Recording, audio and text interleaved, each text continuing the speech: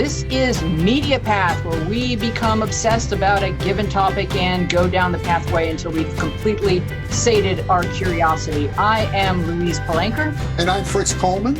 And joining us today is our esteemed guest, John O'Connor. John is an experienced trial lawyer practicing law in San Francisco since 1972. He has tried cases in state and federal court throughout the country. He served as an assistant U.S. attorney in North California from 1974 through 1979, representing the United States in both criminal and civil cases. Among his interesting assignments have been representation of the government during the OPEC oil embargo of the 1970s, writing Fifth Amendment and state of mind briefs for the prosecution in United States versus Patricia Hearst, and representing W. Mark Felt regarding the revelation of his identity as Deep Throat. John's father, John C. O'Connor, was a former FBI agent, a prominent Indianapolis lawyer and Democratic politician, and senior partner in the Indianapolis law firm of Ruckelshaus, Bobbitt, and O'Connor. Welcome, John. Good to be with you. It's so great Nice to have you, John. My stepfather was an FBI agent, so I already like you. They're great people. They really are. Yeah, I mean, I think it takes a ton of character to bring your giant mind into that field where you're going to be making less money than you would in the private sector. So I think those are people who have devoted themselves to honor and country, and I applaud them. Yes. John, let me ask you from the very beginning, because this is a question I've had ever since the Deep Throat revelation, which of course was born out of your Vanity Fair article. In Washington, D.C., that leaks like a sieve. How did it take so long for the world to be aware of the identity of Mark Felt? Well, the way I would answer it is this. It's not a question of leaks. It's a question of whether the media has the capacity to consider circumstantial evidence and come to a conclusion. I was a prosecutor. I looked at circumstantial evidence back in 1974 to 76. I was just a junior guy at the time, so I don't claim to have been a genius or a real experienced guy at the time. But I could figure it out beyond a reasonable doubt. There was no doubt in my mind. I thought I could prove it to a unanimous jury. The information was out there, but my real issue is that the media was unable to process that information because that's not what the media is capable of doing. And lawyers like me were not generally that interested in the topic. The people who were searching for Deep Throat were journalists.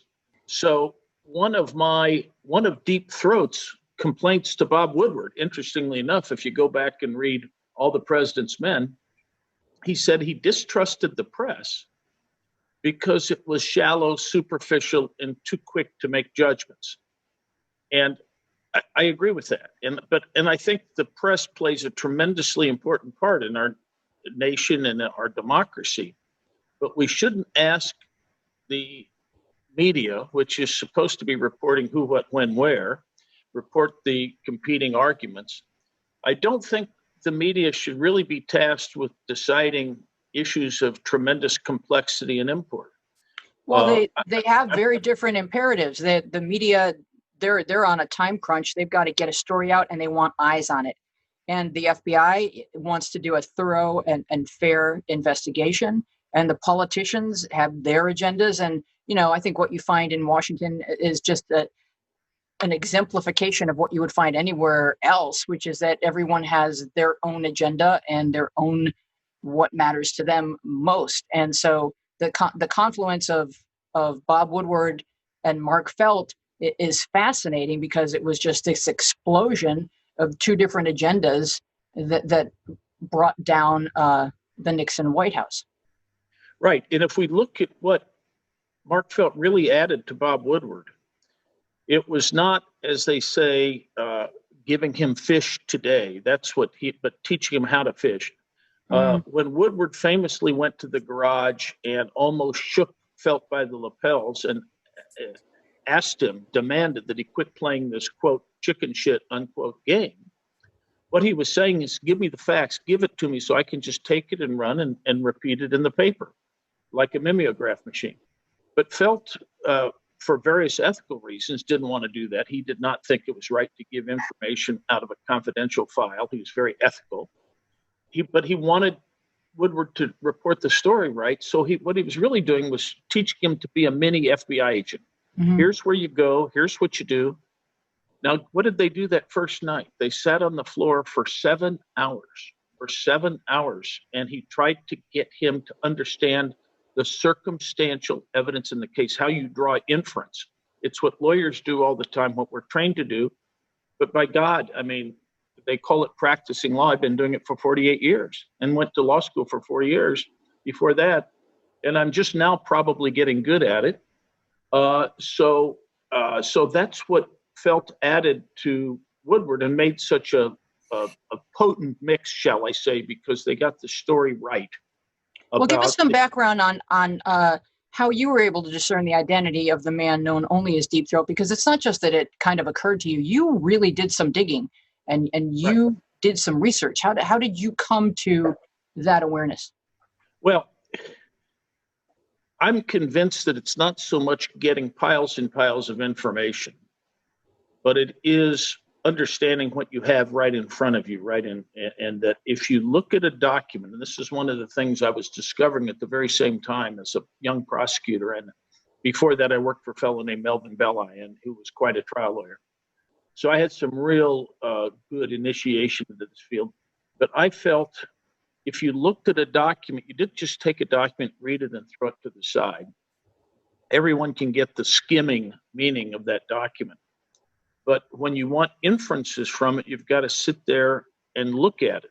So what I did was not so much get information that no one else had. I just took the information that everybody else had, and I thought about it. And I thought about the inferences. And once you think about the inferences, a document comes alive. And let me give you an example. It says, is this something I can do here that you would want me to do? Oh, yeah. If it is, then let me tell you one. Everyone knew about Woodward and Bernstein screw-up. They admit it now. This is their big screw-up, was when they reported that Hugh Sloan, the treasurer for the committee to re-elect the president, had testified that H.R. Haldeman, Nixon's chief of staff, was a signatory on the infamous slush fund, a whole bunch of money that was in cash and unreported that was in a safe somewhere near the White House. Now, the Post got it wrong. But before they published, a couple of FBI agents, apparently mistaken, lower level FBI agents, had confirmed the Haldeman story, mixing up Ehrlichman for Haldeman, his Teutonic twin. John Ehrlichman and H.R. Haldeman were often mixed up. So the FBI agent actually got them mixed up and said, you can go with the story that Haldeman was named in the grand jury testimony. They went to Deep Throat. Woodward asked Deep Throat to confirm, he wouldn't do it. They published the story anyway, and it was wrong. It was wrong, but it was wrong not because Haldeman was not a signatory. He was a signatory. It was wrong because Hugh Sloan did not testify to it. Now, Woodward made a big deal. If you look at his book, if you look at the newspaper reports, they try to undo it by having this anonymous source say, well, H.R. Haldeman really was a signatory. That was probably Felt that was trying to help Woodward erase his error, okay? But here's what I say. I'm looking at this. I'm just a young guy, goes to coffee shops and bars, basically in my spare time, and thinks about this. And I looked at this, and I said, oh, he's asking Deep Throat to confirm because Deep Throat had access to a transcript of the grand jury. He would only ask him to confirm if he thought Deep Throat had a transcript. No one in the White House would have a transcript of the grand jury. But no you one knew out that there. The FBI would. Only the FBI, only selected people in the FBI, by the way, at the very height or as their source, the guy right on the spot in D.C., or the very tip top of the Justice Department, legal part, as opposed to the FBI. So that narrows your scope down to maybe 5 or 6 people. Well, I knew it was probably an FBI agent, but you could keep going and going on that, and I could do this and bore you for the next, literally, I could write a 500-page book on this.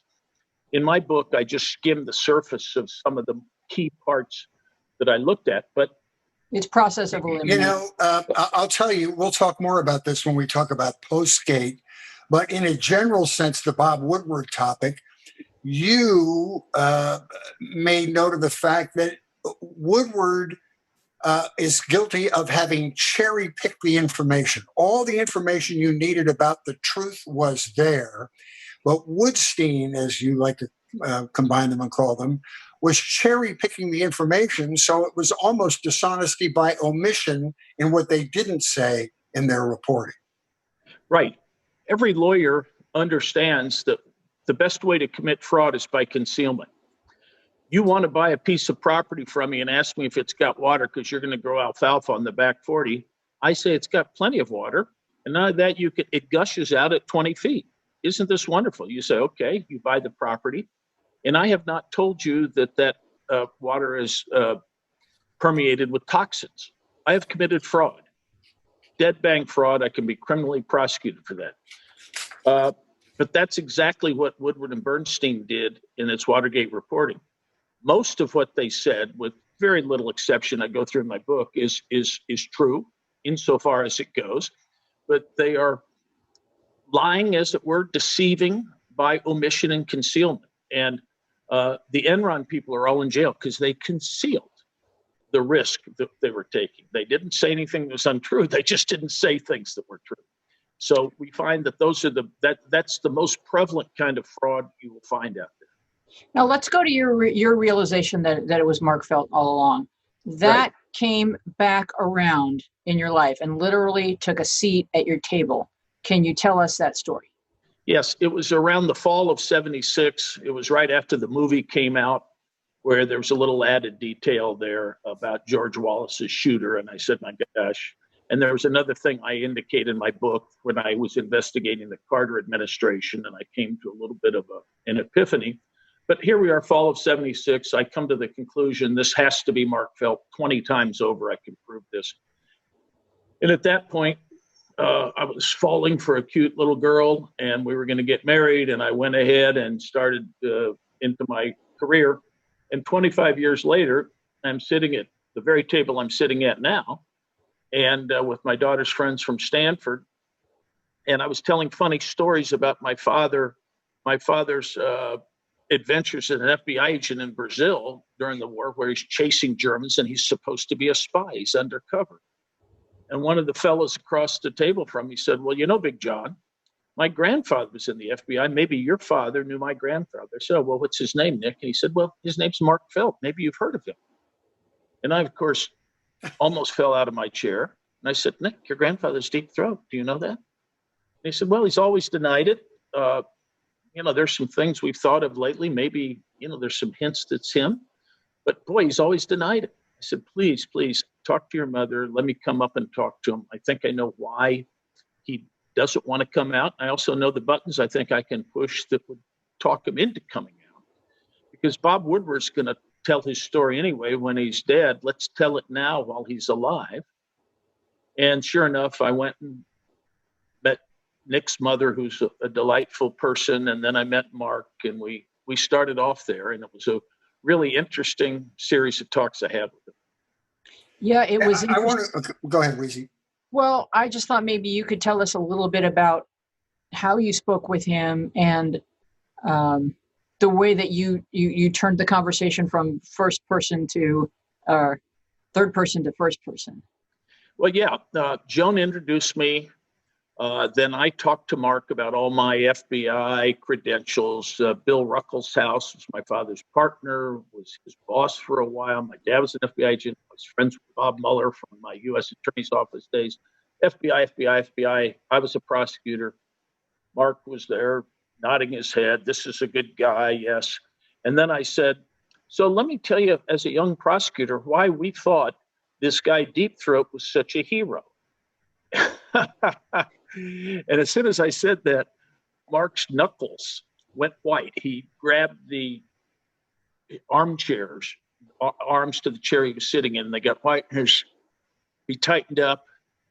And then I started talking to him about why the young prosecutors thought that this man was a hero, because he made our system of justice clean and made sure we preserved it. And he kept it from being politicized, and we were very proud of that. I was a Nixon appointee, and I was very proud of the fact that a bunch of Nixon appointees saw fit to say, yes, you violated the law, Mr. President. I'm sorry, you've got to pay the price. I thought that was the height of American democracy. And when I told him about this, it was like I was letting him out of jail. He's got these wonderful blue eyes, and I saw him, they were just like melting. And he was looking at me just in a gaze, and he wasn't disputing anything I said. His arms sort of loosened up. He just looked at me. And then I said, I was always talking about deep throat in the third person. Then I went, so you should come out and tell your story, Mark, because you are a hero. You are someone we all need to hear from because you. And he sat there like an FBI agent, coolly assessing what I had to say. Meanwhile, on the daybed next to me, Joan, his daughter, and Nick, his grandson, they're just flummoxed. They're almost falling over backwards because this is a guy who angrily denied being deep throat for years. And now it's fairly clear from Mark and my back and forth that this is deep throat. And they were just overwhelmed. Now, Mark didn't admit it, but after I finished talking, he looked at me and he said, in his best FBI voice, well, John, I'll consider what you've had to say and I'll give you my decision soon. And of course, Joan and Nick, what decision? If you're not deep throat, you don't have a decision to make. And it was clearly he was saying, I'll decide whether to come out. Once again, the deductive reasoning, it's pretty. That's right. Pretty That's pure. right. And Mark and I, actually, we thought very much alike. He had a touch of dementia, so he couldn't remember things. But in the moment, he was a very, very sharp guy. He was incredibly astute. He understood what you're asking him. He could parry and thrust with the best of them. And then, of course, he wouldn't remember later on exactly what you said. But what happened was then I'd stirred up such a hornet's nest that he went back to his hardwiring. And when he went out with his caretaker the next day, he was very disturbed. And he said, an FBI agent just doesn't act this way. I shouldn't be doing this. An FBI agent just doesn't do this. And of course, Adam, his caretaker, Fijian caretaker, he understood the story. He knew I'd been there the day before. And he understood what he was saying, so he would report it back to us.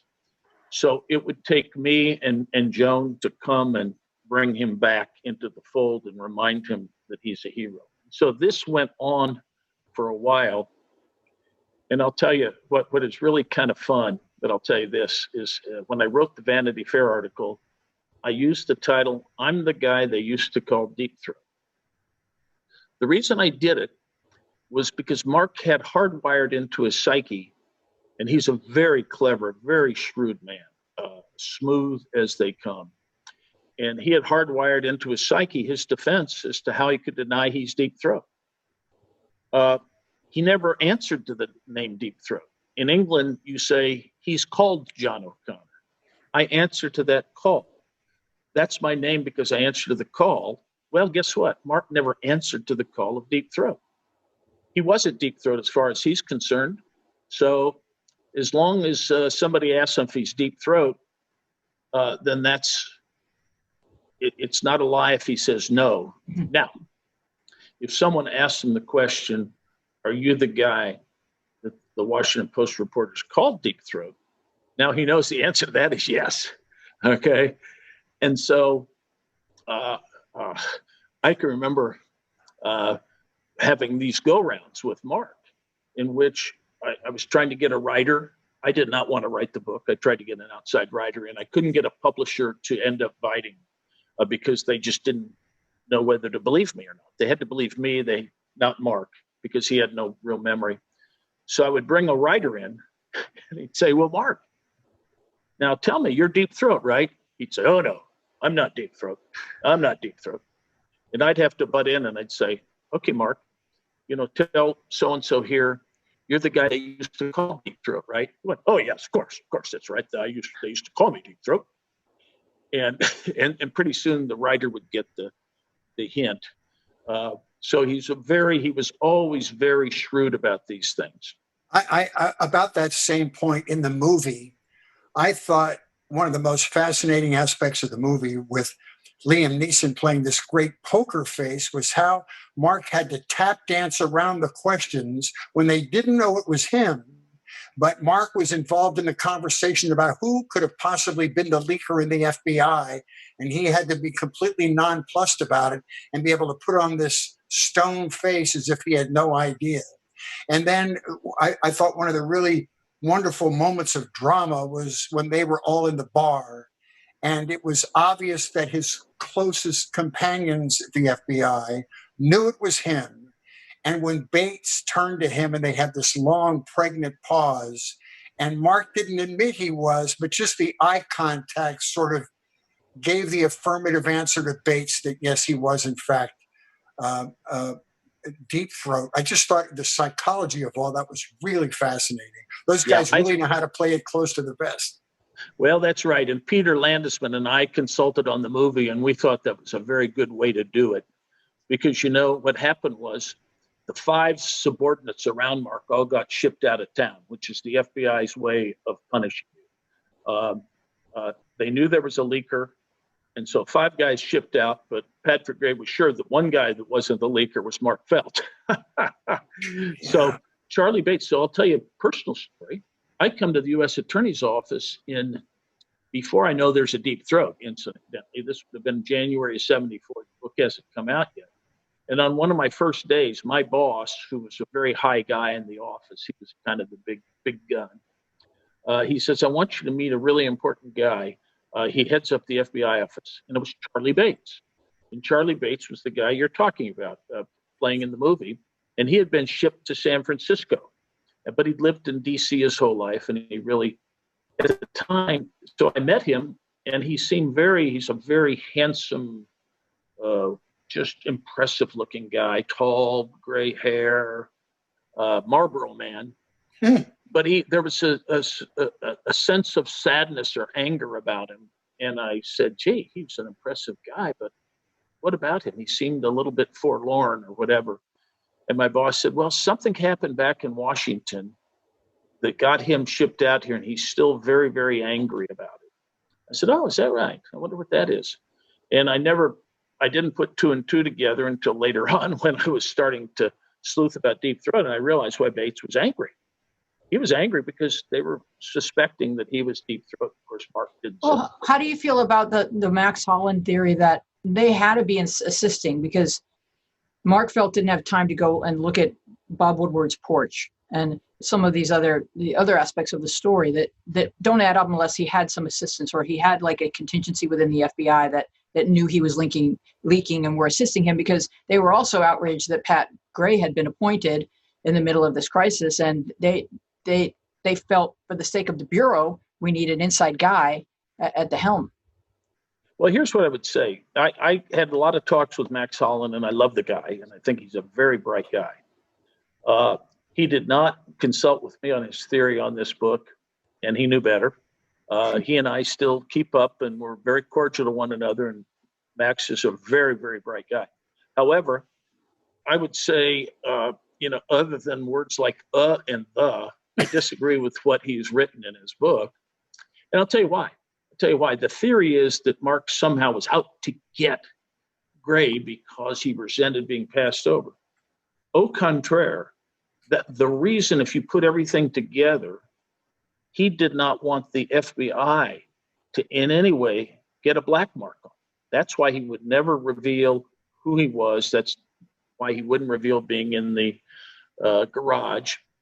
And the reason he wanted there not to be any kind of a limitation on the investigation is, and he said it, and it's even in one of the 302s of the meetings they had. It might have been not have been a 302. It might have been just a memo of his first meeting with Gray. He said, we cannot whitewash this investigation because he said, here's the words he said, the reputation of the FBI is at stake.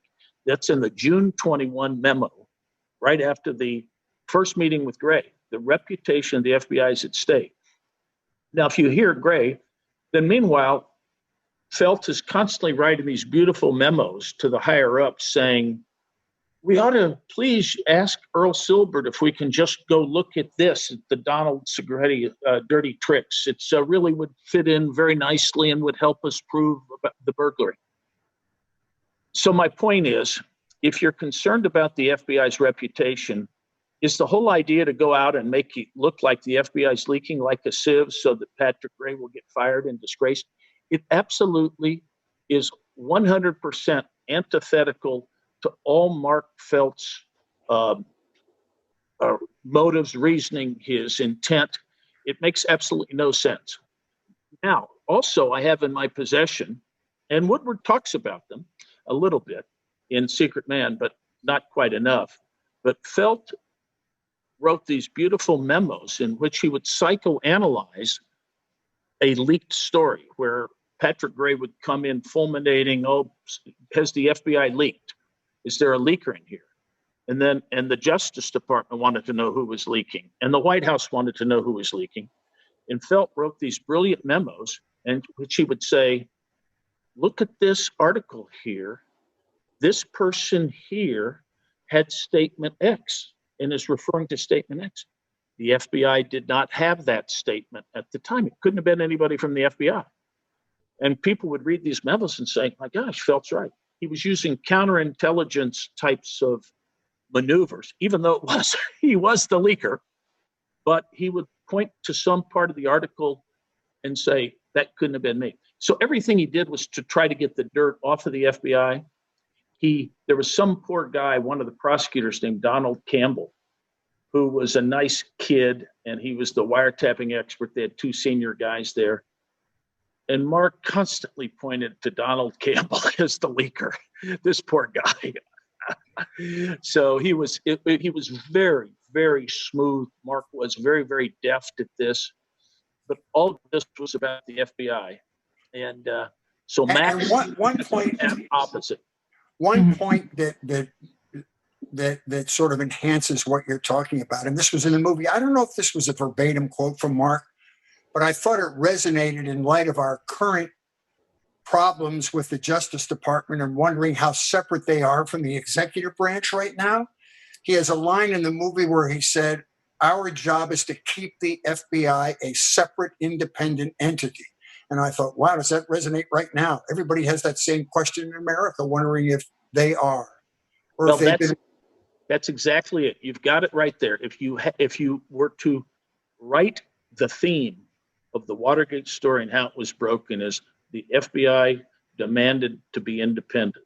And remember, so many people didn't like Hoover. Presidents were upset with Hoover, mainly because he wouldn't do what they asked him to do when it got political.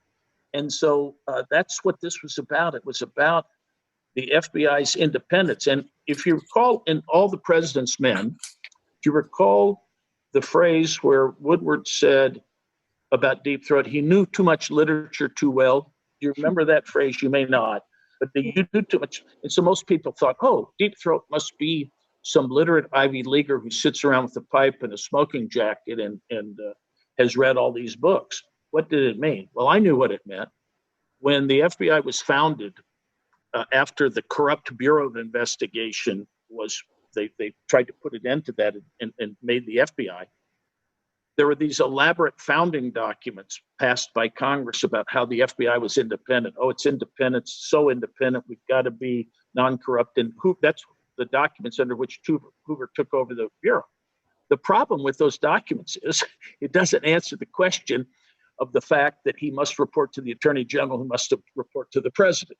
Mm-hmm. So from 1924 on, Hoover made it his mission to make it independent, to insist on this rigid, ramrod, civil service, we're doing our job, nobody's going to mess with us.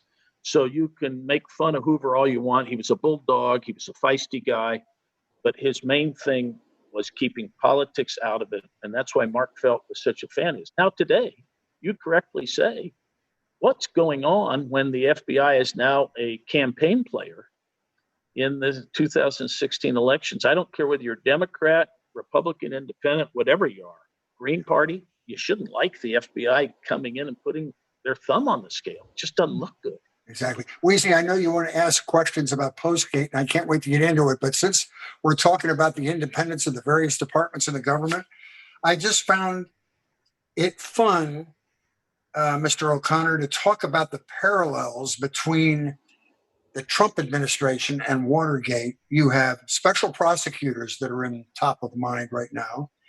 You have questionable activities by attorney generals.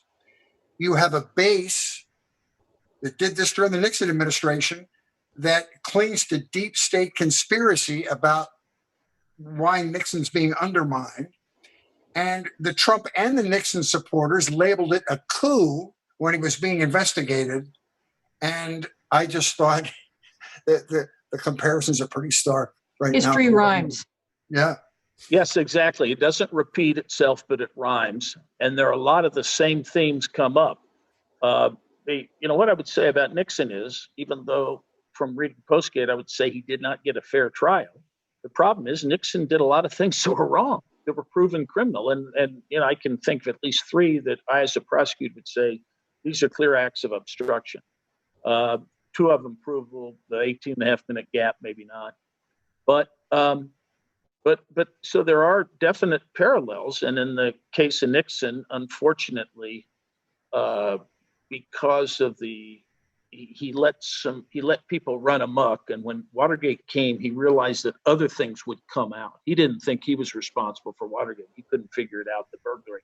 But he thought that other things would come out, such as, for instance, the burglary of Daniel Ellsberg, psychiatrist, things like that. Which was done by the same team.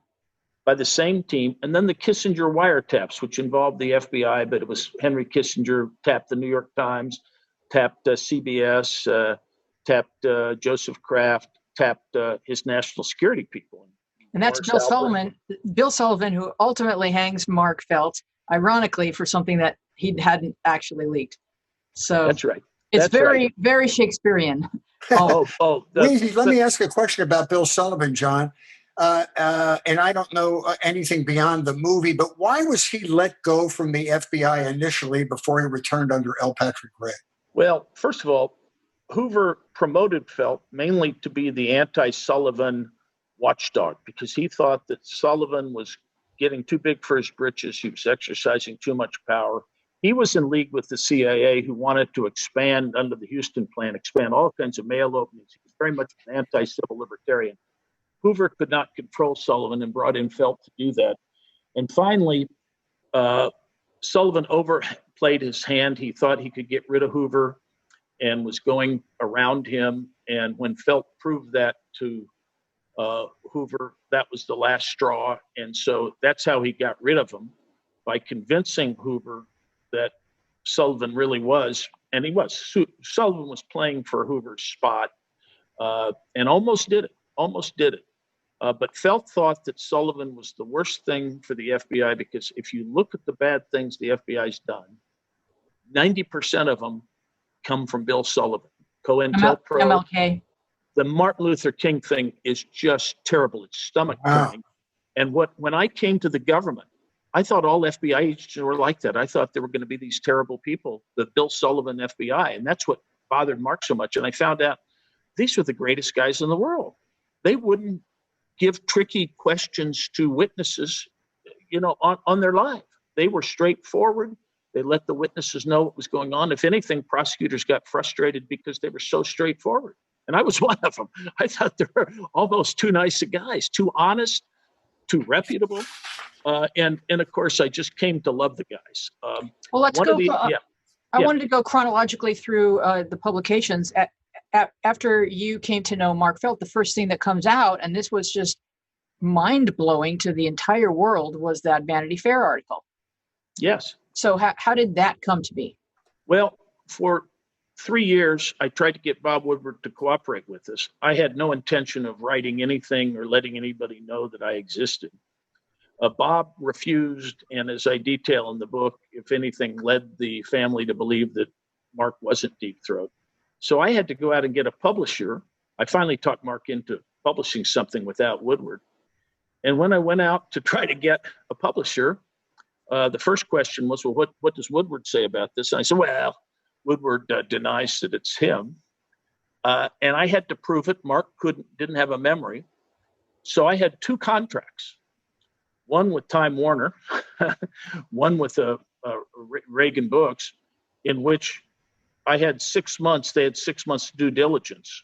And in each case, they told me they were writing a check to us and they were going to do a book and a deal and all this. And I was going to have nothing to do with it. And in both cases, they backed out at the very last minute from cold feet. So finally, I'd been talking to David Friend at Vanity Fair for years. And finally, I said, David, you got your wish, buddy. We're not going to get a book out of this.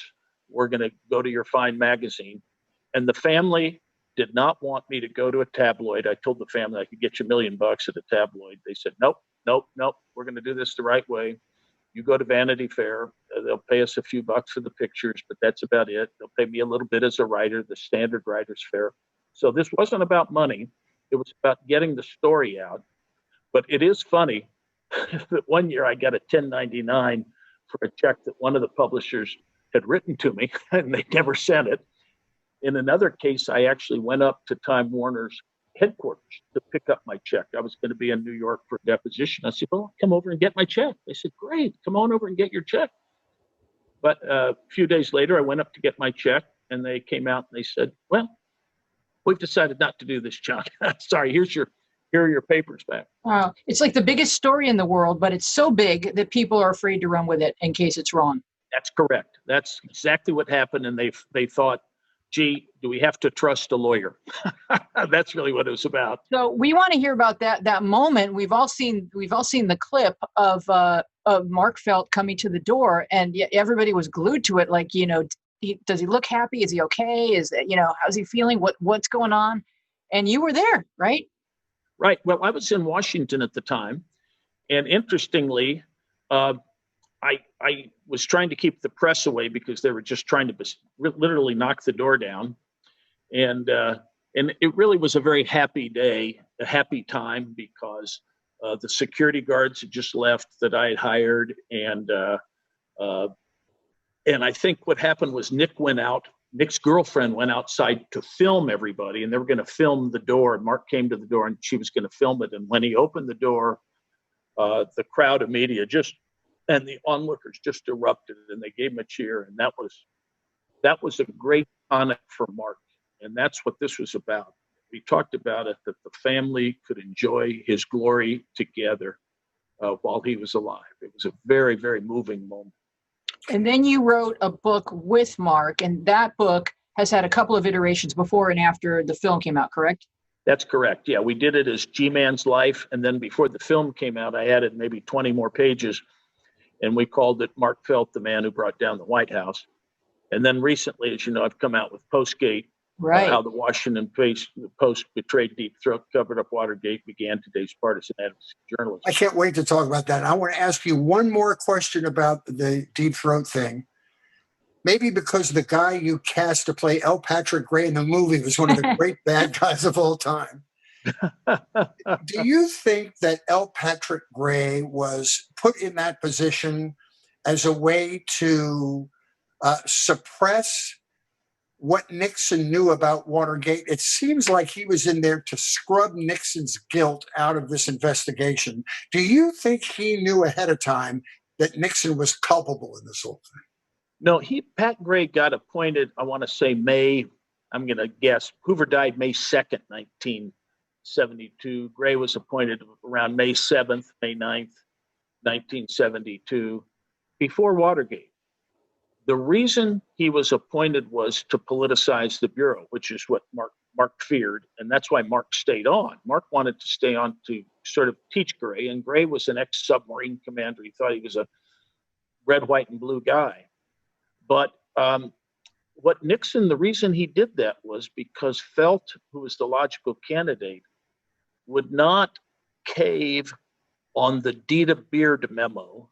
The Dita Beard memo was a young reporter, Britt Hume, found a memo of Dita Beard outlining in stark terms a bribe to the Republicans by ITT to drop an antitrust suit in exchange for $400,000 in cash and $400,000 in rooms. for the convention, which in those days was a lot of money. It's like $4 million today. Yeah.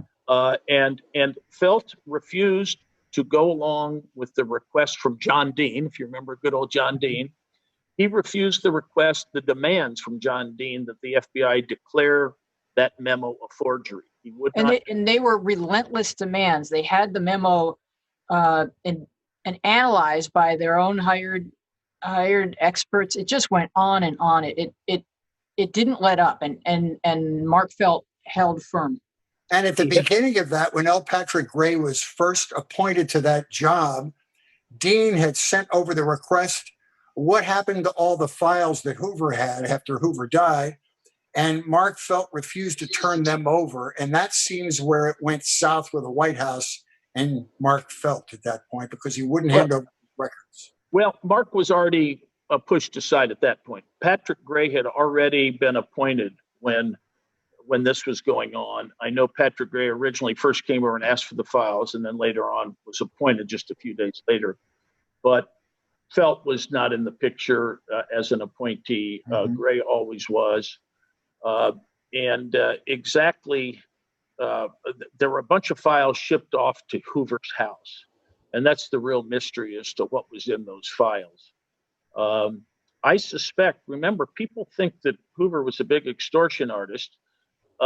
He certainly enjoyed the fact that people were afraid of him and thus did not try to tread on his turf. But he really never tried to actively extort anything from anybody based on files. And I think he was legitimately afraid, and Felt was legitimately afraid of letting all this stuff out into the hands of Nixon, because it's confidential stuff. Today, everything leaks like a sieve. The FBI was not leaking. you have under Hoover, no. But do you think that in the film and in Woodward's book, it's depicted that the files are just destroyed upon news of Hoover's death? Do you think that that's what happened? No, I do not. That was a little bit of poetic license. Peter loved it. The fact that, and I think what had happened was originally somebody came over and said, it might have been Gray, said, we want your secret files. And this is one thing Peter didn't do the way I wanted him to do it. In real life, they came over and said, we want your secret files. And this guy named John Moore, head FBI guy, said, we don't have secret files. They said, no, we want secret files. We don't have secret files. They didn't use the right words. They were confidential files. They were not secret, So that's the FBI. You better use the right words. So meanwhile, in the days after that Gray went stalking away, they did box up maybe, I don't know how many boxes, 10 boxes, 12 boxes that went to Hoover's house that were his personal and confidential as opposed to official and confidential. Everything that was official and confidential supposedly stayed there. Everything that was personal and confidential went to Hoover's house. And according to Felt, never the twain shall meet, but we do not know that. And so personal and confidential, there may have been a lot of senators and their mistresses in those files, let me put it that way, because they had all that stuff. And that's what I think Felt was afraid of going out to the public, because there was some real, some bad personal stuff that wasn't really anything anybody should know about. When you catch a senator with his girlfriend at a hotel and you tell the FBI, well, that's not a federal crime, but the FBI can't destroy that information. It has to keep it. And they did a good job of not leaking it. And so I think Felt was preserving the institution of the FBI. Let's talk about your great most recent book, Postgate, which is a fascinating theory, John. Tell us in general the theory that you posit. Well, of course, I would love to say that it's conclusively proven fact in cement and for all eternity will be proven. But you're correct; it is a theory. And what I do is half of the book is about my interactions with Mark, with Deep Throat, then with Woodward, in which these strange interactions start occurring once I start talking to Woodward. So my nose keeps getting put in the dumpster, and I can't understand what it is, and I write it like a thriller.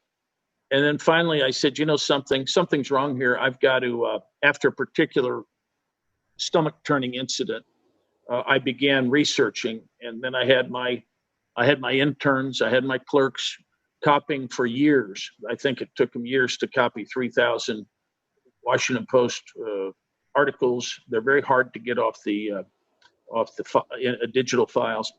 But I went through, read everything I could. And my theory was that I think the Post had suppressed the truth in Watergate, because every time I wanted to write in my book about something that did not quite jibe with the regular conventional narrative, the Post and the Post acolytes went nuts. And I thought, this is an odd reaction for someone who's telling the truth. So the Post was keeping, just to clarify, the Post was keeping very close tabs on the book that you were writing with Mr. Felt. Right. And unbeknownst to me, the Post, I will use the word defrauded. The Post, my publisher defrauded me by concealing from me the fact that even though they were, quote, privately owned, the private owners of the publisher were somehow affiliated with the Post. I've never figured out who it was, why, but they were Post-controlled. It was a Post-controlled book, and I did not know it, or I would not have selected them. And your feeling is they sabotaged the sale of your book by writing bad reviews about it, and they suppressed the sale of your book because they didn't want your theory to get out there and muddy up the waters for the theory that they had forwarded since the beginning of the investigation. Right. The first time I spoke ill of Woodward, the publisher actually started yelling at me and said, the book's not about Woodward. And I joked and I said, well, if you're going to write about Abbott, don't you have to write about Costello or Stanley? You got to write about Livingston. And nobody laughed. None of the editors laughed. I guess but yes. And they did not like it when I started talking about facts other than the ones that they wanted me to talk about. Yeah. And your feeling is that the reason why they suppressed it was they had this very clear narrative with the Woodstein investigation and didn't want to go broader because you felt like they, as many of the mainstream media had a liberal bent, a liberal agenda, and their desire was to get Nixon out of office ultimately. Well, yes, that's true. Here's what happened. I think the Post was a good paper and had good standards, had good editors. But then what happened is if you were going to tell the truth in Watergate, who were you going to nail? One of the parties you were going to nail, if you nailed the CIA, who was really very central to this whole thing. If you're going to nail the CIA, then you're going to say, why was the CIA involved in this? And if you do that, you're going to have to then reveal what the DNC was up to, which they had a referral system. When you're out of town, a Democrat coming in from Montana, they're going to fix you up with one of the girls down the street, and you got to negotiate your price and so forth. That's who the CIA wanted to listen to, and that's who they were listening to in Watergate. Now, if that were revealed, if that was reported, then you would not be only hurting the CIA, you would be hurting the DNC. And the Washington Post was joined at the hip with the DNC. They even shared the same general counsel, Joseph Califano. So it's almost like they didn't start out saying, we're going to defraud somebody. They just stayed away from it. Like you said, they just didn't talk about an item. And then as more and more evidence accumulated, they had to do more and more deceit. And so that's really the terrible thing about this reporting, because some of it was so good. I'm not going to say it wasn't really good and energetic and somebody was paying attention and somebody was looking at the White House. Those are good things. But you also have a CIA that's being abusive. Mm-hmm. So I know you want to implicate the CIA in your theory, but isn't it possible that Segretti and the Dirty Tricks team were looking for scandal on Democrats, and maybe prostitution hookups were being arranged through the DNC office, but it was 1972 and there was still a man's code between reporters and politicians, and the press was still covering up sex, and they would continue to do so until the Gary Hart incident. So isn't it possible that it was just part of the bag of dirty tricks? Well, I would agree with you that there was still probably this male code about not talking about prostitution. I agree with that. However, the CIA was the more robust figure here, and there should have been no reason, especially when the Nixon administration started saying, hey, there's a lot of evidence of the CIA here. And then the Post actually affirmatively, and I don't go into this part of the book, but they affirmatively wrote an awful lot of op-eds about how nonsense it was that the Nixon administration was suggesting the CIA was involved. So it was more than simply the man's code. I mean, if I were doing it, I would lay off as much as I could the sort of the seamier side of this, but I would definitely get into, because it didn't bother me that much that somebody was doing that from the DNC, very frankly. And okay, somebody didn't come in from out of town, so what? But the CIA and what they were doing was deeply disturbing, and it really is a foreshadowing of other abuses that they continued to engage in over the years, and they've never been called to account for it. And so what we get is we really have an out-of-control CIA. And what do you think that they were hoping to accomplish? Well, the CIA? Yeah. Oh, the CIA, if you read the story of the Office of Security, or OS, it is the most highly secretive part of the CIA. And within the OS, there was something called the Security Research Staff, which was even more secretive. And they had done some terrible things over the years: Operation Bluebird, Operation Artichoke, MK Ultra. I had a case in the U.S. Attorney's Office where the CIA put so much an unsuspecting gentleman, a tennis pro who went to a VA hospital, was given massive doses of LSD on the orders of the CIA, and then the nurses took down in copious detail the way he reacted.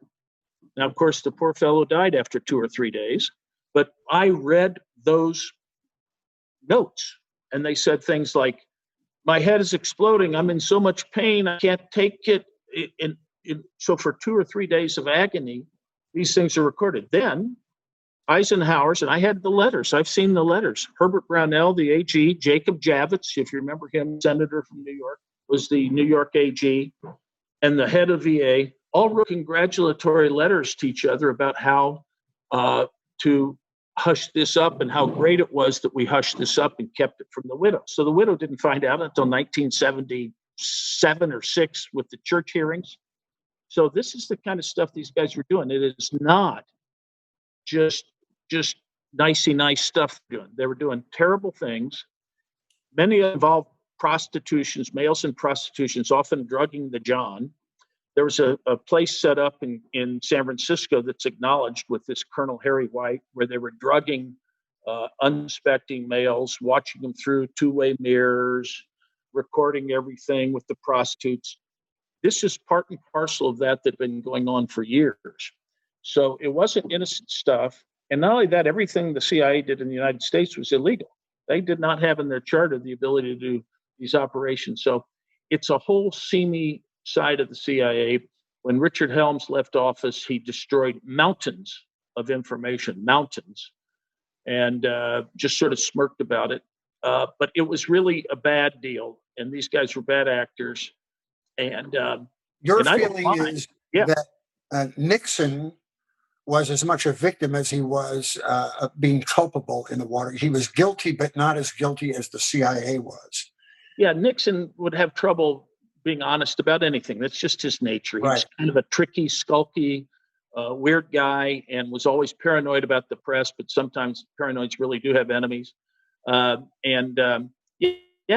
that's right. He was a victim and a victimizer. He was both. And because of the way the Washington Post withheld information and Woodstein cherry-picked and how that played out over history, you can make a really interesting connection, just to draw it back to the present, that today's deep mistrust of the mainstream media, the partisan journalism, the fake news that goes on now can all really, and it's to be traced back to that type of reporting that was developed during Watergate.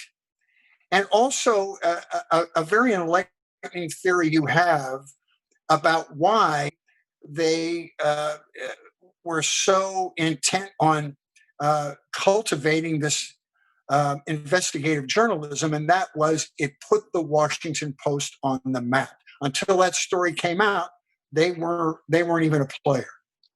That's right. What Watergate did is it made, quote, investigative reporting a big deal. Well, what's investigative reporting?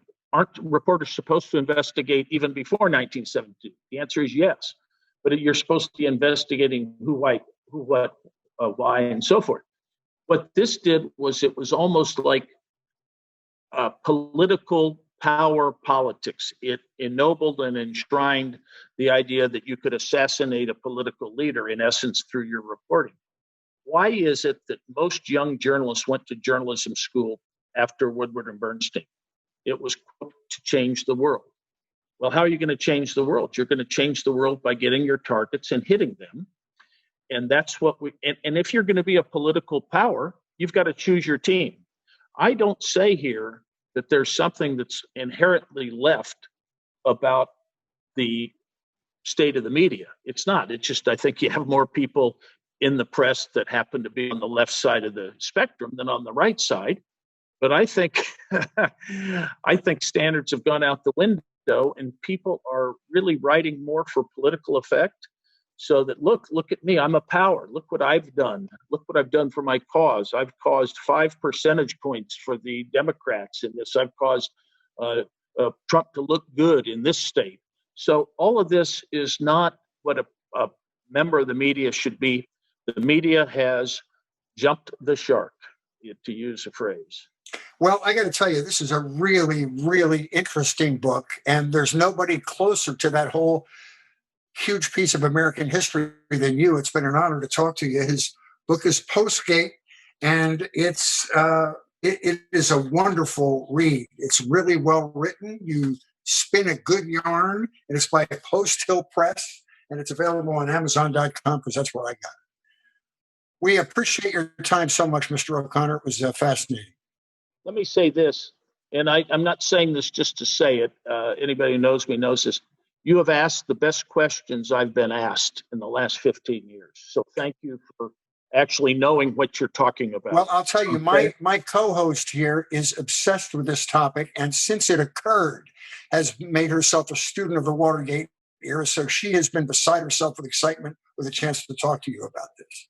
Yeah, some of the things you all know are not known by other people, and I really appreciate the intelligence with which we've had this discussion, because that's my problem. We're not having intelligent discussions in the public sphere today. Thank you so much for being with us, Mr. O'Connor. Thank you. It's been a pleasure. Absolutely. Thank you so much, John O'Connor, for joining us for this conversation. It was really, really fascinating.